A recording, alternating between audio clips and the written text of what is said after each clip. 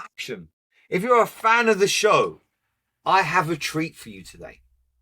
I'm Gary Kasulu. I look after the and produce and manage the show called The Optician Show. We have Jason Kirk today. Jason, thank you for tuning in. What a pleasure. Thank you for having me. Well, this is going to be such a contribution. I don't know if you know this, but I only interview people that are exceptional. So how did I sneak on? You are exceptional and you have so much to give today. We're going to explore every area, but where you are so interesting, you come from 3 generations of frame maker. You get to go into opticians, not just in the UK, but around the world. And hopefully there's going to be enough time to explore what's good and bad out there. Like I've gone into opticians and I see butt ends on the front, dirty displays. And I think, well, how can you truly be a great optician if you can't even clean the outside? As simple as that to merchandising. So I hope we go there. I really want to go there. But do you want to tell us who you are, for those that don't know, some of the most awesome frames available in the world? Tell us who you are and what your passions are, and we'll start exploring. Thank you, Gary. Well, I'm half of Kirk and Kirk. Karen Kirk is the other half, and she's the creative director and designer of all our frames. What's the relationship? We are married. We've been married for 33 years.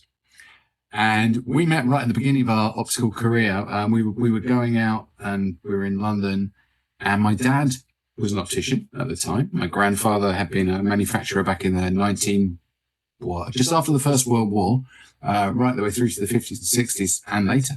And my dad asked me to help him clear out his practice. And I stumbled across this box of beautiful old frames, and they were my grandfather's designs. And I'm like, Dad, what are these? I wasn't interested in optics at all. I was working for L'Oreal at the time. And I said, what are these? And he said, it's just some frames your grandfather made. If you like them, you can keep them. I'm like, okay. And I took a week off work, went out seeing all the fashion designers of the day, showing them these glasses, and they loved them. And I went back after that week, went back into L'Oreal, and pure coincidence, they made me redundant on that Monday. Their loss. Well, I don't know. I don't think they thought that. But I used a little bit of money they gave us to make some more frames.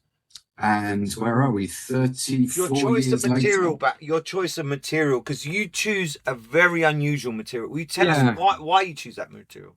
So my grandfather, Sidney, was really, really innovative, and they really changed the industry. And they also had a great attitude. They felt that if they could help others in the industry grow, it would help their business too. So they would always bring out new things and look for new things. And they invented lenses and frames and instruments. And that inspires us and inspired us. And I would look, coming to optics without a formal optical background and training made me take a different approach. So I looked at these materials, and there was acetate and there was metal and very little else, very little in between. So we wanted to look for something else. And we really, just in terms of styling, right at that beginning, we really loved all the thick, gorgeous, heavy looking frames that really had personality. And they were uncomfortable. For the most part, they were uncomfortable. They weren't necessarily well made because we didn't have the production technology that we have now. But at the same time, they were just heavy materials. So we started experimenting and looking for something new. And we went to Italy and we found this amazing factory that was making acrylic. And you can't use acrylic to make glasses in the normal way. So we started developing our own product, which we call K-Lite. And it's based on acrylic, but it's just this beautiful light material. You can wear a frame that's really chunky, like I'm wearing, and it weighs nothing. Yeah. So I mean, you're wearing once it's adjusted, it's one and done. You just got to get that adjustment right. And if you go into the hands of somebody that doesn't know what they're doing, they will break your frame. But the same with Gucci's SPX. So I love the material. I don't mind it. And the luster. You see with plastic frames, after a few years, they've lost their luster. This looks as good as day one. Yeah. It does. I think one thing that's really worth pointing out is it's super easy to adjust. So one of the issues that we have in our industry, and this feeds into probably quite a lot of what we're going to talk about today. One of the issues is I hear things like, I've been making frames and adjusting frames for 30 years. You can't tell me how to do it. We are too fixed in our ways. And all of a sudden, all these other people are coming with a new idea and a new approach. And we're not ready. We can't fight. We can't compete. We can't move forward. So there's this element of complacency. You're right. If somebody doesn't pay attention and treat the frames properly, they'll break them. But it's so easy to do simply by following the instructions. It's not that hard. But you even struggle with labs sometimes. So that's an interesting. Yeah. We train. We go all over. Sorry, Gary. We go all over the world training the labs. I mean, we don't just work with the opticians, and of course, we do videos and we do leaflets and explain to people how to do it. But we actually spend time going into the labs and training people how to do it. And the inevitable answer is, wow, really? It's that easy? Like, yeah. Well, I can tell you this, and I'm not just saying this. You're not paying me you're not sponsoring the show. There's nothing like that. I get, on average, once a week, someone will pull me up and say, I love your frames. This happens on the underground. It happens on the bus. It happens as I'm walking around. And it really only happens with a Kirk. Like, honestly, from my heart, I tell you, it's amazing. Well, but the truth is you need the staff to back them up, because they're so different that the staff can sometimes be scared of what's on the shop floor, and you think, oh, I won't put that on. But sometimes, occasionally, you make some magic. You put it on a face, and they say, actually, that's not bad. That's not bad. So you're absolutely right. You need the staff to be behind it. And what we find, we put a lot into training the staff. And we're just opening a huge account in America. We're going to each of their stores, and we're training all of the staff. Because the thing is that if the staff aren't comfortable adjusting the frames, they don't touch them and they won't push their customers towards it. And if they are, it's the most enjoyable collection to sell. And it brings joy to the customer, to the patient. And it's a practice builder. The first one. We're heading into hard times. What you need patients saying how brilliant their experience is, great, how good their eye test was. But the fundamentals is the product is what leads it. And if your patients are raving about where they bought their frame, you can't go wrong. So you won some Silmo Awards. Now, I find this really helpful when I'm talking to a patient. I'm saying it's award-winning, it's 3 generations. The story is what sells it for me as well as the frames. It's a real all-rounder. Will you tell us about some of the award-winning stuff that you've done? Yeah, we've won 2 awards over the years, 2 Silmo d'Or awards, which are like the Oscars, as far as we're concerned. That's the top. We've won a Love Eyewear award at 100% optical, and various other things as well. It does make a difference, but I think you've hit on something really, really important. So we'll often have a client who will buy 30, 40 frames, put them on the wall, beautiful display, and they let their patients come in and just go, oh, these are really colourful. Can I try them? And that's not the way to get the most out of the collection. You're absolutely right. We don't own colour. There are lots of other colour collections out there. And for the consumer, when they're looking to find something, they don't necessarily understand the difference between one colourful frame and another colourful frame. So you have to talk about the 100 years of history. You have to talk about, before they touch the frames, you have to say, this is a brand new material that you won't have tried before. Kirk Kirk have got their own proprietary material. Try it on and feel how light it is, because the color is obvious. The color speaks for itself. So you don't need to do that. So it takes an educated and motivated staff to do that. It takes a staff who care about what they're doing. And if you're a business owner, you want your staff to care. You don't just want them to go for the easiest option every time and sell the same frame over and over again. Here's a topic I wasn't expecting to hit upon. Yeah. Managing people has always been difficult. Henry Ford, are you familiar with Mr. Ford? Pre-Ford, everyone worked 7 days a week. There was no day off. And he said, I think by giving them 5 days instead of 7, they'll work harder because they're happier. They had to work longer hours, but everyone signed up for that, and he had a happy team. And it just seems like we've lost the knack of motivating our staff and keeping them really happy. Like if you pick up a phone if you don't pick up a phone after 3 rings, on the 4th ring, they're going to call someone else. Especially if they're phoning you for the first time. A smile is an international recognition of welcoming, I'm happy. How many patients do we smile at when they walk in? Jason, we've got there pretty quick, but when you go into different practices, we don't want to name and shame here, I and can. to even talk about the positive experiences you see around the world. I've just come back from America. America's customer service beats the pants off the British, off the scale. There's no comparison as far as I'm concerned when it comes to customer service. Jason, tell us. You've been around the world. You just come back from India. You're always traveling somewhere. What are the comparisons between the British market and the rest of the world? So the customer comes first. My friend, I wrote about this on LinkedIn. My friend Peter Cross has written a brilliant book around the customer. And that is something that in the optical industry, we really need to learn. I go into stores all over the world and say, what are you trying to achieve here? You know, I go in, I ask open questions, and I'll just listen, because different people have different objectives. You can be in one country and different stores or different practices will have different objectives. And then you're right, culturally, it really varies. But I never hear anybody say to me, well, I'm looking to find out what my customer wants, what the patient wants, and meet that need. They talk about average order value. They talk about revenue. They talk about profitability. They don't necessarily treat their suppliers with equal respect that they expect to be treated with. And I'm not just talking about us. I'm talking about generally. I hear conversations when I'm in a store. And I think that we need to review that urgently, really, really quickly, because what's happening is instead of focusing on the patient, and I don't really want to call them a patient because they're a patient and they're a consumer. All right. And I know that riles a lot of opticians, but it shouldn't. My opinion is a patient, we're looking after their well-being. Yeah. Right? So they can be a patient, they can be a customer, they can be whatever you want to call them. Here's the most difficult thing about optics. It's healthcare and fashion. Yeah. The two collide. So you can be both.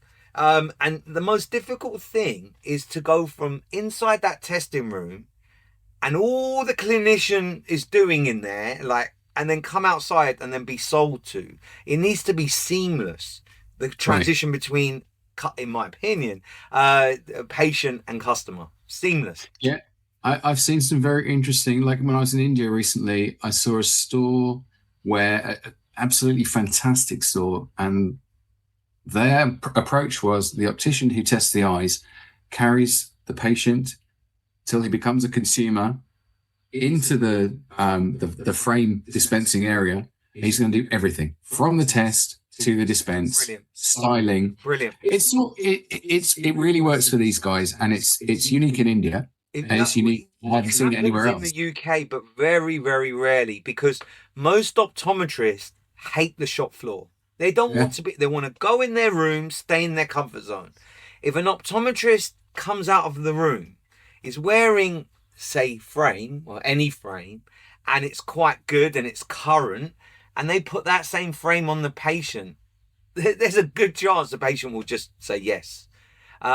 Getting excited about ophthalmoscopy and refraction, if you can have that enthusiasm with frames, I tell you, it's powerful. Very, very powerful. It is powerful. But Gary, here's for me, here is the challenge. And apologies if I'm taking you a direction that we No, we go anywhere you want. I think this stuff is really, really important, right? What's happening right now is that the independent optician is really under threat. Really under threat. First of all, the biggest problem that I've been crowing about for decades is that opticians are doing pretty well. You know, where's the motivation to change what you're doing? Where's the incentive to actually review and think about how you move forward? And the problem is that if you don't move forward, the whole world is moving forward and you get left behind. And when we look at that world moving forward, we can talk about the groups and the chains who are absolutely brilliant at marketing. Yes, they are. I don't know many opticians that are good at marketing. Customer service is pretty good as well. Customer service is absolutely brilliant. The experience of going into some of these brands, stores that have their own store, they just make their own frames. You and I know what the quality of that frame is, what the quality of their dispense is. I'm not saying it's bad at all. Sometimes it's great, sometimes it's not so great. You know, you can look at the very obvious example is the conversation that happens in America between independents and Warby Parker. And the independents slag off Warby Parker and the quality of their jobs, but actually Warby Parker have taken a huge part of the market. And here's the big problem, right? We don't know as an industry, as an independent part of the industry, how to communicate the difference. And my big beef with this is if we can communicate the quality of our service, the quality of our lens, the quality of our frame, the stories behind everything, give that information to the consumer, let the consumer make an informed decision. If they decide they want to go to Warby Parker, or they decide they want to go to a chain or buy on the basis just of price, that's their decision. But we're not giving them the tools to make the decision. And I think that's really important. I think I see much more danger than that, actually. This is, I was around in 2008. I had a practice, and that was a bad recession. I think this one is worse. Yeah. Patients are leaving it 4 years between changing their glass. 4 years. Used to be 2, then it was 3, now it's 4. And if you don't see young people in your practice, it's not because they've gone to Specsavers, Vision Express, Scrivens. It's because they've bought online. Yeah. And they're going to get used to that, and they're going to stay online until they're probably 50, and they need some varifocals, they need something. Because a single vision lens is reasonably straightforward. You see this equation here? If you get it a little bit out and it's a small prescription, it's serious because you get migraines, but the patient just gets used to it. So it's a guessing game online. You don't know if they're going to fit properly. You don't know if you're going to see well. But young people are willing to take the risk when it's £40 a pair. Yeah, absolutely. You need to educate people. Absolutely. I'm going to give you another example as well where we're weak. And that doesn't mean that I don't think we have massive strengths, because we have an absolutely brilliant service and product to offer. But I'm going to give you an example, a true life example of a conversation that I overheard. So a patient goes in, gets their eyes tested, needs a varifocal, chooses a frame, and decides that the frame, they don't want to spend all that money, so they're going to have a reglaze. Okay. And they were told that the reglaze with a varifocal would cost £700. Okay, fair enough, right? That's the decision. I don't know what lens they were buying, but it was a varifocal. A good one. Yeah, a good one. Clearly, the optician felt that it was something that justified that price. The patient went to one of these competitive stores that I'm talking about, where they make their own frames and their own lenses, and they asked them for the equivalent. And they said, we'll do you a frame, a new frame, with a varifocal for £300. Now, this person who I know went back to the first optician on my advice and said, there's a big difference in price. Can you tell me what the difference is? And the optician said, I'll tell you what I'll do it for £500. Now, that, my friends, is an absolute disaster.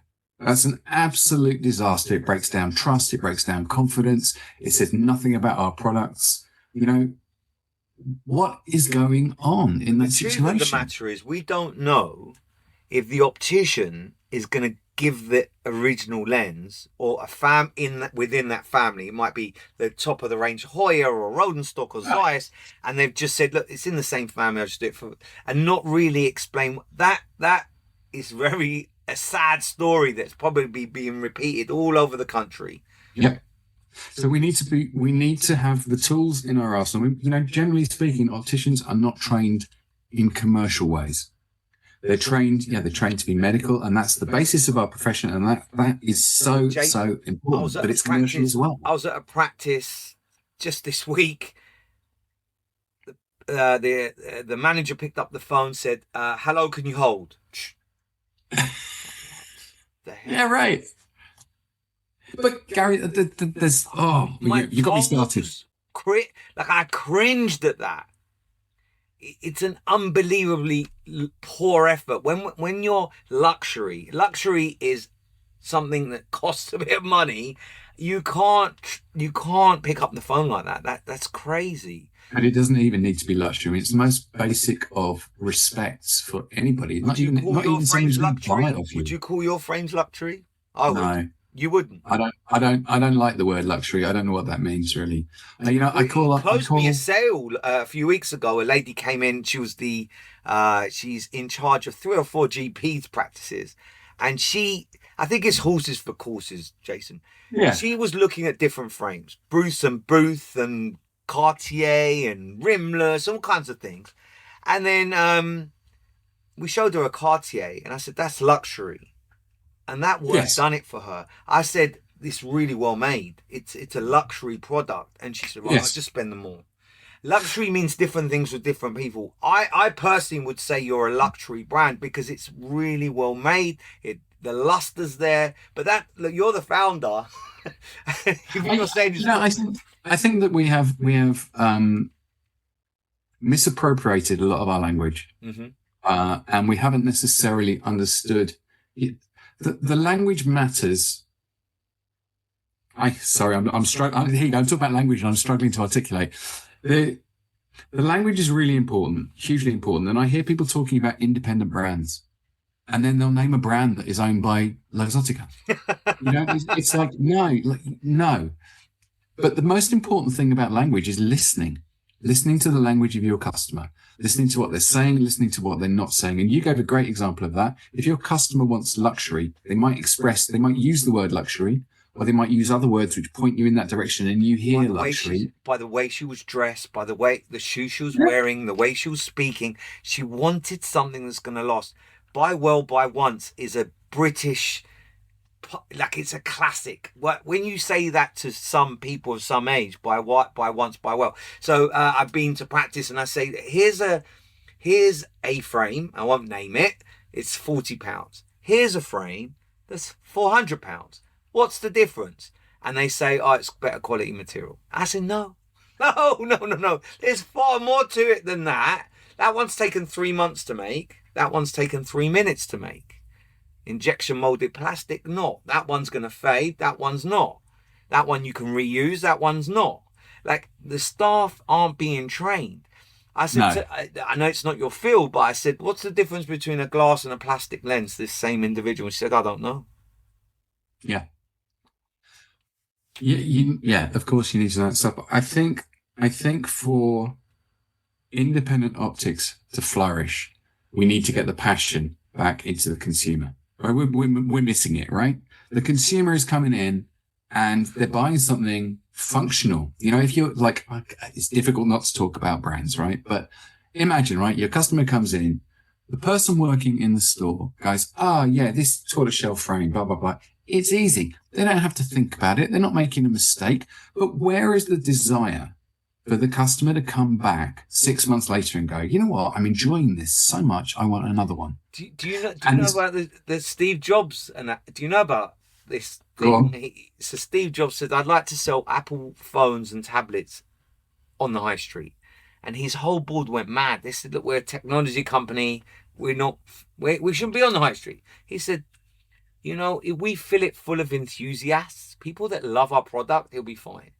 And that's where makes me sad. I'd get on a plane, I'd go far away, I'd want to see the coolest stuff, and I get excited about frames. I really do. I love it. I love adjusting them, looking at them, fitting them. Yeah.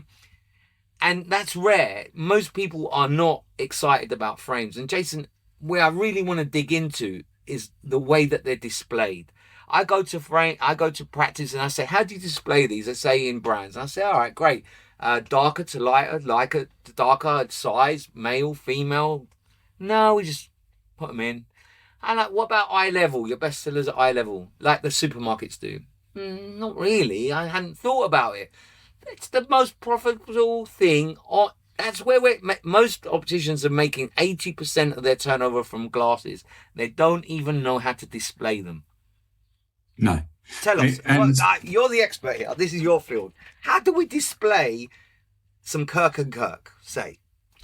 Well, if we're just talking about our brand, you display it with confidence. That's the simple answer. If you try, of course we have conversations. People want to open an account and they go, I just want to try it, like 15, 20 pieces. And it doesn't work when you do that. And this is the thing. This is part of the relationship conversation between the optician and the supplier. And it's in us. In this case, it's us, right? listen to what the supplier is saying. If you trust your supplier, then then you've got the right relationship. If you don't trust your supplier, you shouldn't be carrying the product. If you put 15, 20 pieces in, colourful frames, people go, oh yeah, it's for the clowns that wear the little funny hats in Covent Garden. It's for those people, right? But if you put 30, 40 pieces on a display where it's all coordinated, where you see it shape by shape and you've got 5 colours of this shape and 5 colours of this shape, it expresses confidence. If you say to your client, I go to Silmo every year in Paris, all of the Europeans and now the most sophisticated people are wearing these kind of products, and it comes in 10 colours. You can do all of those things. Winning, it will last you longer. It's so true. But Gary, what you said, sorry to interrupt you, but it's important to talk about this. What you said before, I was disappointed you said you only get stopped once a week. Somebody so handsome, looking so good in those glasses. People are getting. It's stopped. Amazing. Sometimes it's twice. Yeah, it's lovely, isn't it? And I know you've got several of those. I know you've got several colours. The thing that I hear over and over again is that when people are wearing something that gives them pleasure, not just they can see through it, but actually gives them pleasure and makes them feel 2 inches taller, they want more. They'll come back. They don't wait until they need a new eye test. They come back and they want another frame. And that is really missing from the way that we're communicating and the confidence that we have now.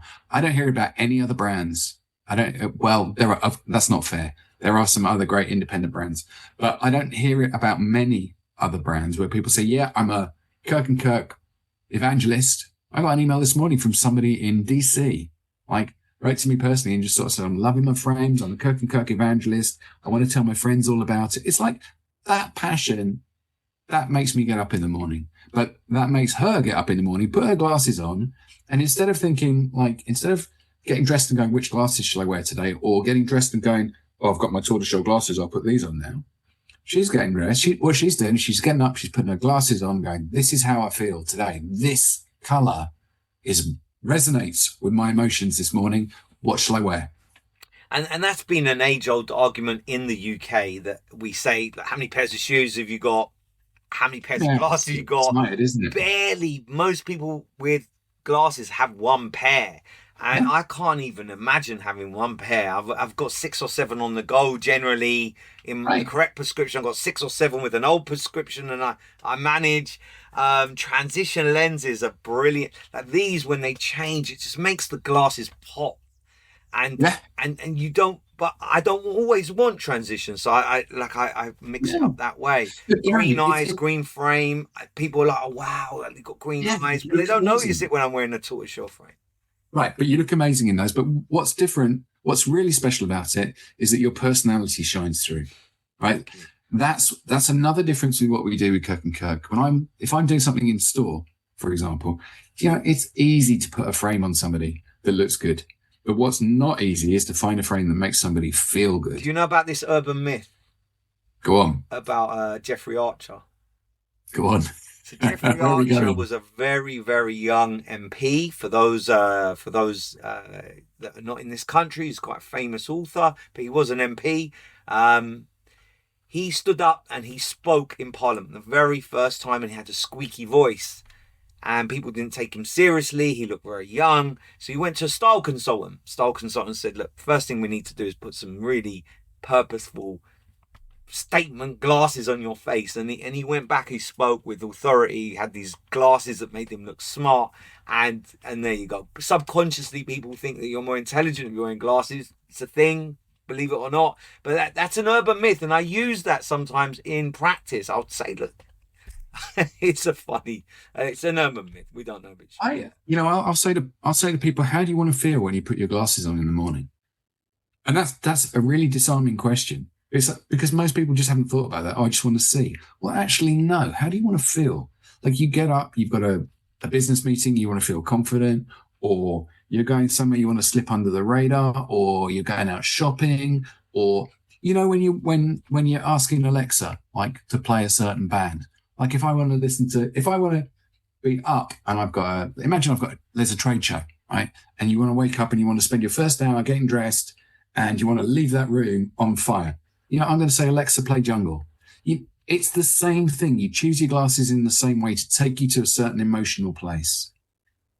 And look, it's your future self. Some people want to evolve.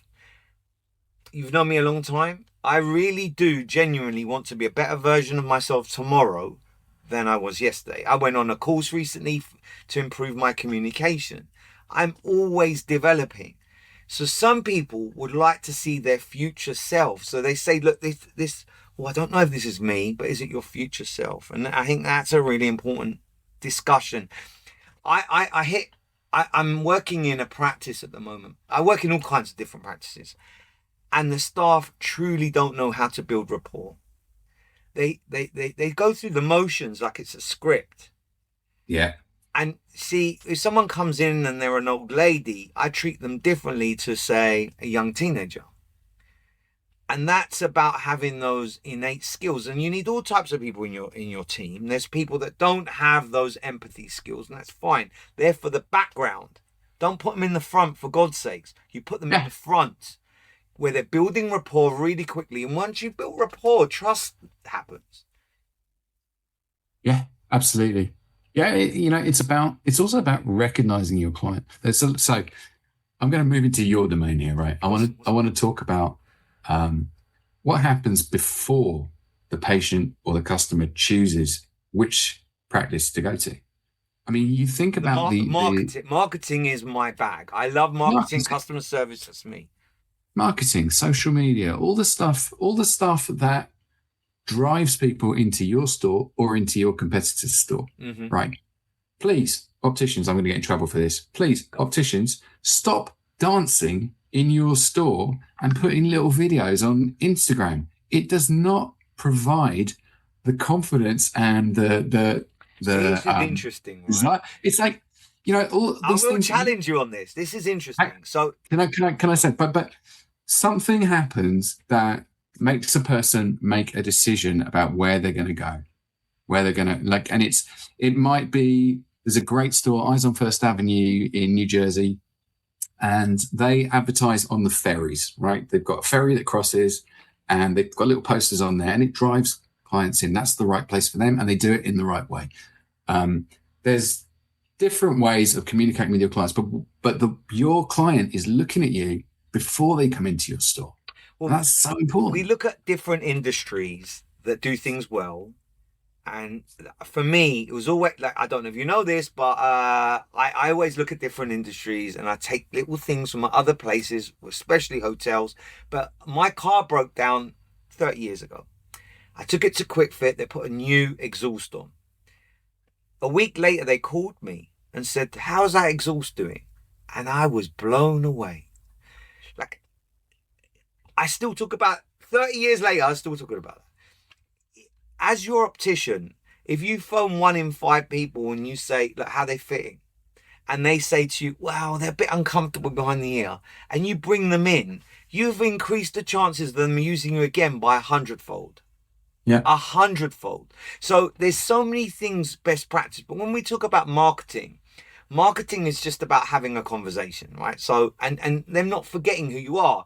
Because when you're invisible, you're invisible. You want to be visible, you're invisible. And you need reminding.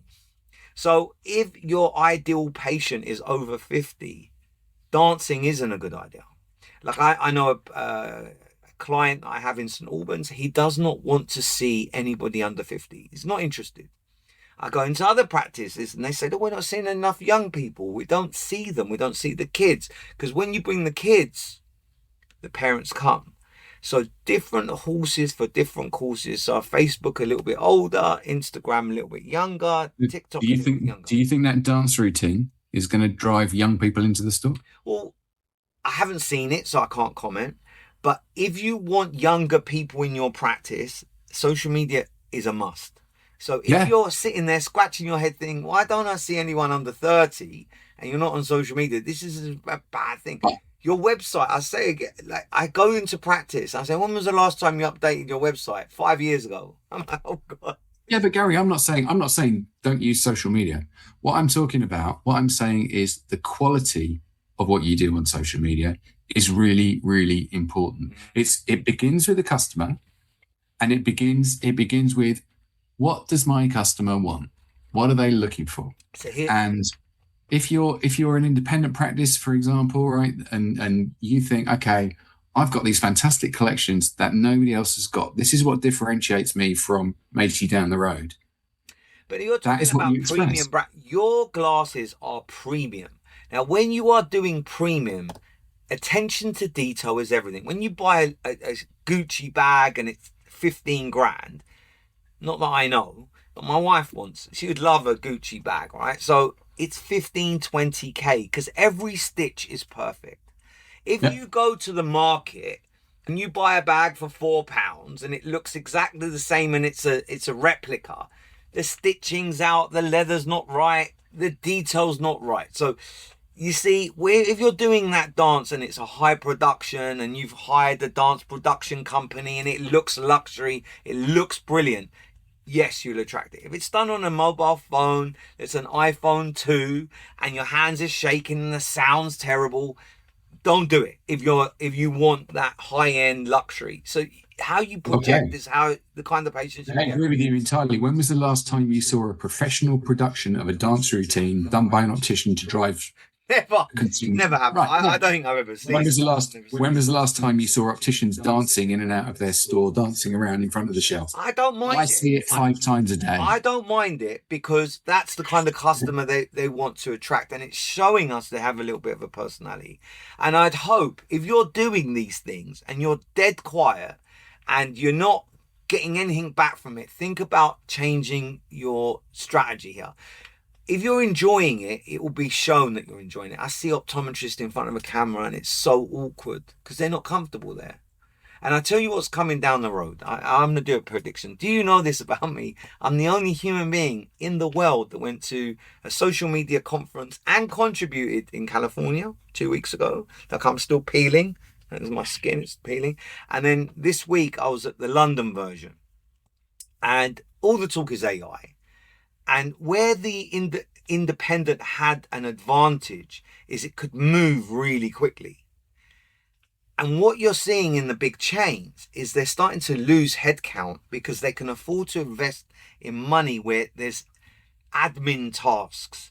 And a lot of independents are overstaffed and they're not making up for it with the great customer service. They're still picking up the phone and saying, "Can you hold, please?" It's not looking good for the independent sector because the multiples are going to get leaner and better and the independents aren't very good at change. Now, 100+ years ago, farming was purely done with horses. They did the hard work. And then tractors came along. And tractors were demonized. This is not good. Let's stick to horses. You don't want this technology. What do you think happened to the farmers that were still using the horses? And that's what's happening here. We need to use more AI. And it makes me very sad. Well, there's a tendency to be afraid of technology and new technology, and we've seen it. Like you and I were a similar age, and over the years that we've been working, we've seen different things happen. I remember when I was doing my O levels, and we were allowed to use a calculator, and everyone was like, oh, "You can use a calculator; you'll never be able to think yourself." And so all of that stuff changes, but you have to embrace the technology and you have to use it to your advantage because it's not going away. Are you using them in your frame design? Are you using AI? Is it in any process? Not in our design because our design is very personal. So Karen designs everything by hand. It's drawn. It then goes onto a computer. And I it's think that'll adaptive be from there. see, if you're selling Kirks and you're saying that this is all done by Karen, and I haven't seen, and forgive me if it is there, her whole process on YouTube. I'd love to see that. So then the optician can say back to said customer, look, have a look at this. It's on YouTube. It's Karen making the thing. Yeah, no, I think that's great. I mean, you look at the 3D printed stuff, it's, there's a place for it and it's great. And it's a technology that is important moving forward. It's a different thing. So there's room for everything. There's room for the individually hand-drawn frames and there's room for the mass 3D printing. If you're listening to this and you really want to be different and you're an independent, like you can't go wrong with a wall of Kirks. Like you really can't. And put them somewhere that people can see them from the window. Can I share this story with you, Jason? Please. Okay, so I used to work in Holborn. That's where I trained. And there were, at the time, a couple of receptionists that were questionable how much effort they wanted to put into the practice, right? So this couple, I remember it so well, and I was a teenager. They looked through the window, and what those two ladies said is, get down, put your head down, don't look at them. And I was like a rabbit in headlights. I said, what do you mean? They said, if you make eye contact with them outside, they'll come in. Anyway, I didn't listen. I made eye contact. They came in, they spent money. And that was one of the best lessons I ever learned. Like, I see practices with great windows, people looking through the window into the practice, and they won't make eye contact. Yeah. Put the Kirks in the window. Put the Kirks, they'll see them. They'll get, the patient will be attracted like a little. There's something really interesting. I do a lot of work in store, and I do it all over the world. And there's one thing that happens everywhere, invariably, without exception. People come into the store and everybody, almost everybody, wants to wear a colourful frame. They need to have validation. Even introverts. Are you saying because it's usually extroverts, no? It's not. It's not, because as well? these frames don't need to be stand out. In fact, it's not right if they stand out from you, right? You can wear a pink frame and it looks completely natural on you. It looks great. Can I say that frame looks really good on you, actually? That colour is great. Thank you. It's about matching the style, which includes the colour, which includes the shape. It's about matching that with personality. But the really important thing, people come in and they'll see that collection of Kirk and Kirk on the wall, and they'll look at it, and a lot of the time they'll just go, oh yeah, green frames, blue frames, I'd never wear those, that's not me. And you just be like, well, this family's been doing this for 100 years, try these on. And they put them on and they look and they go, oh, I wasn't expecting that. And it's about moving people forward. It's about giving people confidence, letting them express themselves. We live in a society where it's cool to be a sheep. You look at all these mass. No, I'm not going to go that way. I'm not going to go down that direction. But people like to follow, and they don't like to get out of their comfort zone. Well, they kind of want to. Everybody wants to be appreciated for the individual that they are. Well, I hope this would make if you're listening to this or you're watching this, I hope this changes a mind shift in your thoughts. People say, I'm coming back with my husband, I'm coming back with my wife, and they never come back, right? So then they set out on a mission with their prescription to go to all the other opticians and find something they couldn't find, because generally it's not about price. They just couldn't find a frame to fit them or that they liked. So they then go about to the other opticians. Now imagine some people's journey when they go from one optician to the other and everything's the same. Yeah. Some people last a year and a half until they've found something different. So you will capture a market of walk-ins. Walk-ins, I went to an optician's again the other day, and they had their door closed. And I said, why have you got the door closed? They said, oh, the air conditioning. And then about 20 minutes, half an hour later, this man opened the door, and he was disabled, and he really struggled to get in the door. That isn't a bad thing. He then decided not to come in. And everyone said, oh, come in. He said, no, it's fine. Like literally 20 minutes after I said, keep the door open. Then the manageress said, look, I hope that nothing personal to you, my dear.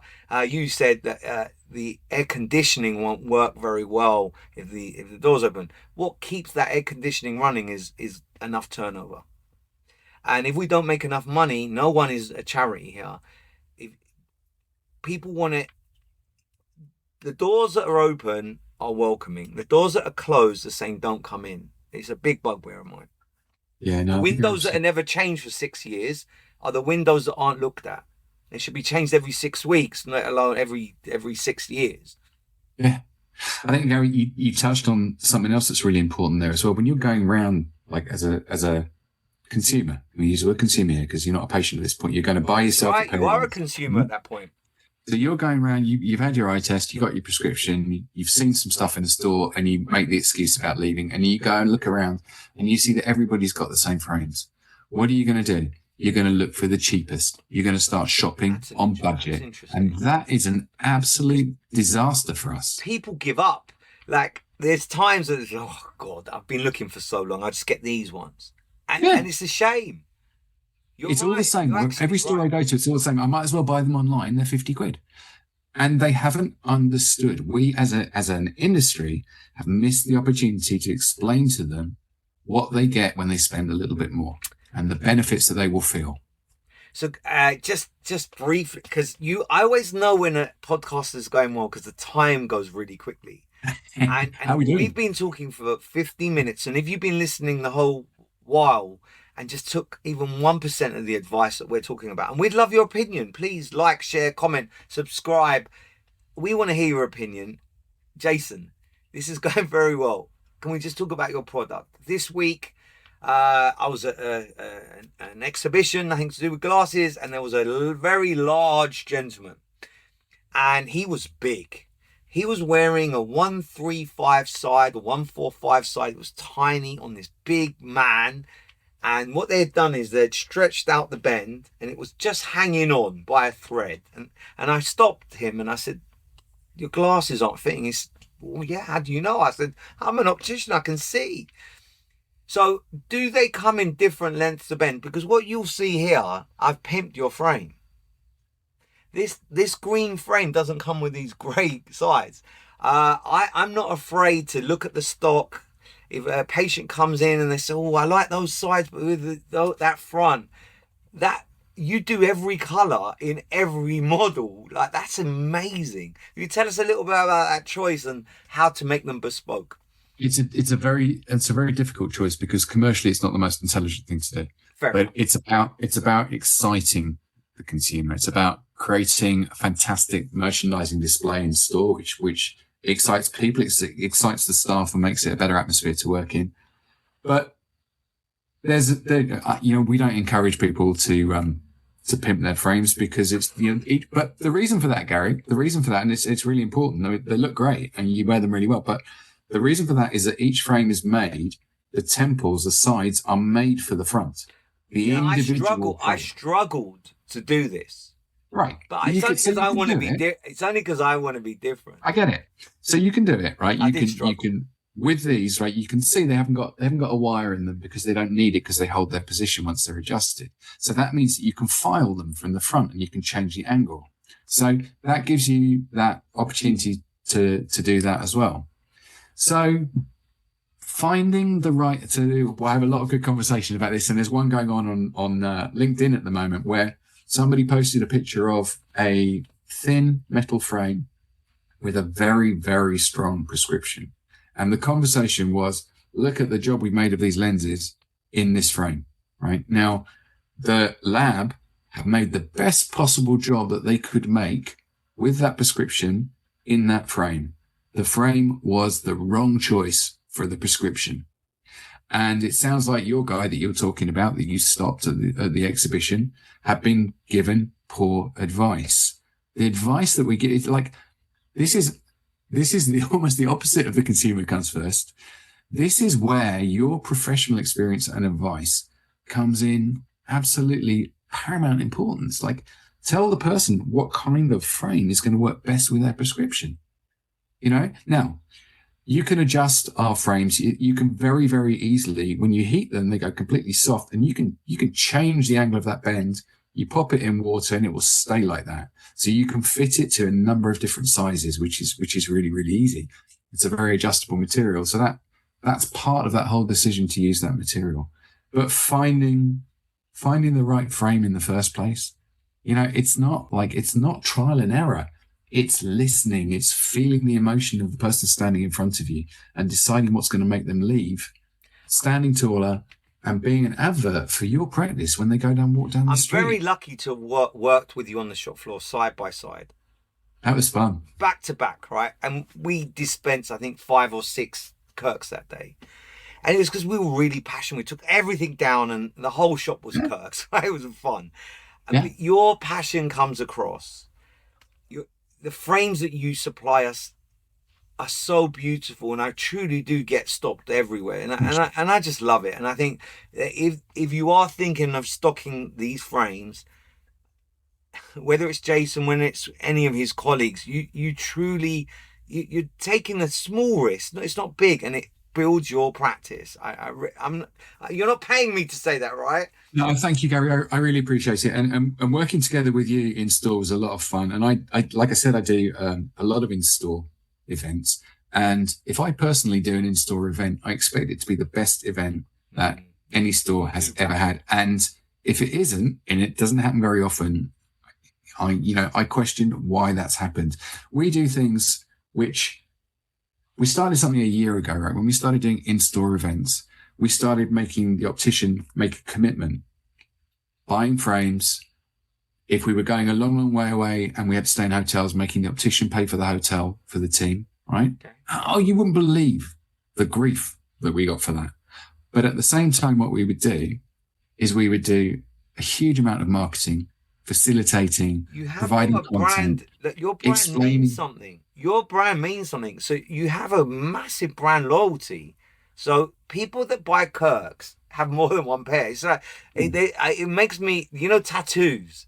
When they start, I don't have a tattoo because I'm scared to. Because the minute someone gets a tattoo, they got a second. That's the same with Kirk. So they do have a brand loyalty. It's not just one pair they've got. Generally, they will buy 2 or 3. It is, but there's something. Let's talk about risk and let's talk about brand loyalty as well. So the risk is minimal, right? At a time like this, people say to me, and I hear people saying, "Oh, we're just going to play it safe. We're just going to buy some more." I don't know, tortoiseshell and buy some more Oliver Peoples or Salt or whatever. And they're great brands, no disrespect to them. But what you need is something different to your competitors to drive people into the store. That you're taking more of a risk by buying more of the same than by buying... Oliver Peoples, they have this amazing brand loyalty as well. And great. There's not many brands. There's not many brands I could say off my cuff that have this brand loyalty. No, fabulous brand. Kirk is right up there, right at the top with some of the best brands in the world, like Ray-Ban and Maui Jim and the Oakley. Like once you give an Oakley, they stick with Oakley. But you're talking about one of the very best. Where would you say, and this again a bit of a plug for you, and if you're listening, where in the country do you not really represent Kirk very well? So there's an opportunity for somebody listening, including Northern Ireland, from the Isle of Man to Southampton. Where would you like to? Where are we missing anywhere? Yeah, we are. Go for it. Before I talk about where we're missing, because there are some gaps, but we've got a lot of really good accounts in the UK, and we do really well. We work really hard with them, and just geographically, we're near enough to be really personal with those accounts. And that's what you get from a small family business. One thing that happens though, we were talking about events and we were talking about the work that we do to help the store drive an audience in. When you have an event, and when you put Kirk and Kirk in store, so I'm not going off subject. When you put Kirk and Kirk in store, you don't want to convert your existing clients when they were going to spend, let's call it 500 quid, to a Kirk and Kirk client, and they just move their money from over there to over there. You want new clients. And the beauty of Kirk and Kirk in this particular conversation is that the people that wear Kirk and Kirk love eyewear. They have no problem spending money on... Or they've just first dipped their toe in this. They've always got a tortoiseshell frame, they've played it safe, and then they kind of get addicted to being stopped in the street. So, Jason, whereabouts in the country would you like a stockist? So for example, we have absolutely no coverage in Wales. There you go. Wales, massive. Cardiff, come on. Here's an interesting question. Where in the world, because this show, thank you everyone that listens, is global. It amazes me the amount of global reach this show has. Where in the world would you like to go? To visit or to be selling a product? Where haven't you? I think we haven't had much coverage in. Well, there's a lot of good answers to that question. We haven't had much coverage in South America. We used to do incredibly well in Japan, And that's kind of like that's tailed off a little bit. And I love Japan. I love spending time there. Politics as well. Yeah, I mean, when the economy isn't great, there are some countries that Yeah. just buy their own product, and I respect that. That's absolutely fine. But some of the most fantastic, inspiring opticians, not just the stores but the people, are in Japan. They love what they do, and if you're into optics, if you're into your profession, that's one country that I would say just go, just visit, just have a chat with people. Well, look, we're approaching the hour mark, and it's been a dream to speak with you. But you've just hit on one thing I really wanted to talk about: the global shows. Vegas has stopped. It's such a shame that we're not in Vegas in September. I love Munich. Milan is so big. Of course, the London show is nice and intimate. If you've done pretty much all of them, like which are the ones that are no miss? In Hong Kong, they offer it for free because it's so small. Like you can literally, if you promised you'll buy something, they'll take you to Hong Kong. Where would you go? What if you've never been to an international one? What's a good one? The shows are really changing, and the shows have really changed since COVID. So it used to be that we would be absolutely certain of what would happen in all of the shows, and that's the reason that the shows are struggling now. They have to book their space years in advance, but just the cost of taking your team, go on your own. Yeah, sure, you can look at things and discover things, but take your team, involve them, get their passion, because that translates into sales afterwards. Silmo has consistently been a phenomenal show. The show of That's coming up. discovery. It's coming up. Pardon? It's coming up, right? September. Yeah, it's a show of discovery. It's a show where the best brands get to show their newest ideas and have conversations with people. There isn't enough conversation in what we're doing. I want to get people. Sometimes sorry, you're asking me about trade shows, but you got me going. Sometimes we forget, especially in the independent sector, that there are lots of people in the independent sector who are not just frames, not just the people that we're trying to sell to. It's not just opticians. There are lens cloth people, there are case people, there are contact lens people, and we're all facing the same struggles and the same challenges. Now, we talk about trade shows, we should all be talking to each other. When we talk about trade shows are hugely expensive. And I've got to say this as well. In the last 6-8 years, you go to a trade show as an exhibitor, at a minimum, it costs you about 25, 30 grand, right? You need to sell glasses. And people come to the shows and they say, love what you're doing. Come and see me in my store. Now, please, audience, stop doing that. Buy at the show. Like, I take everything there. I've got the opportunity to explain to you what the product is. We'll come to the store afterwards, sure. But if you don't buy at the shows, people will stop exhibiting. And if you stop exhibiting, the shows will stop. Vegas has stopped. Vegas is over. Vision Expo hasn't evolved. It's just rested on its laurels and its history. 100% Optical is beautifully placed to do something really important in Europe because there's an opportunity to do something different. I don't know if they've spotted it yet, and I'm not about to spread it on this podcast. That's my secret. But I've got an idea for something that ought to happen around trade shows, and I'll be working with one of the trade shows to bring it forward. But if you've never been to a trade show and you're listening, how does Silmo? Get on a plane and go. Come and see London in January. Please get out there because there are more than you would imagine. Like, you're going to see great things. You see Jason. And Jason, if you're walking past his store, just try on a frame. Just try it. You'll be amazed. So it's an hour. I let you wrap up what you have to say and how you would best, if you're an optician out there and you own an office, if you're in America, they call it different things. How best do they contact you if you feel inspired to try something a little bit different? I just want to say that my door is always open, right? I love the conversation. I think the conversation is really, really important. You can contact me at jason@kirkandkirk.com. You can connect with me via LinkedIn. I will always respond. I will always come back. I will listen to you, whatever sector of the market you're in. I want to hear from you. I want to contribute if I can. Of course I do like consultancy work with stores and stuff like that, but I'm also quite prepared to just have the conversation and just see if we can help taking the industry forward. So yeah, don't hesitate to contact me. I don't bite. I have to acknowledge you for your passion, for how much you push the industry forward. Like, if it wasn't for Kirk and Kirk, we'd all have the most boring frames, and you were way ahead of everyone. So thank you as a wearer, as an optician. Totally acknowledge your passion. I wish more people were passionate. Like, your LinkedIn is really good. It's worth a read, and I think you have to go back about a year. But Jason definitely has an opinion on trade shows. If you read that one, that was a good one. I enjoyed that one. Today's show, really, I'm going to dedicate it to Mo Jaley, who passed away this week. That's why I'm wearing my t-shirt. Prism equals centration times power.